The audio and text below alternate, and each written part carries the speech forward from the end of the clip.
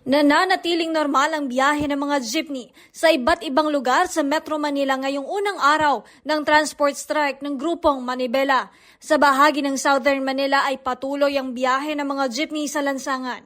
Tuloy rin ang pamamasada ng mga jeepney sa rutang San Juan City hanggang Mandaluyong at vice versa.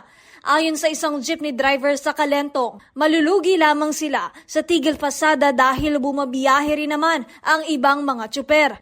Samantala, isinara naman ng ilang mga miyembro ng Manibela ang southbound ng East Avenue sa Quezon City upang magkilos protesta. Sa panayam ng DZRH, binanggit ni Marvel Buena, chairman ng grupong Manibela, na target nilang ituloy ang welga hanggang sa Hunyo 12. Itong welga po namin ngayon, protesta namin ngayong araw, ang pagtigil pasada po hanggang sa araw ng kalayaan dahil wala talaga tayong kalayaang makapaghanap buhay. Para sa MBC TV Network News, ito si Aliyah Ecatlo.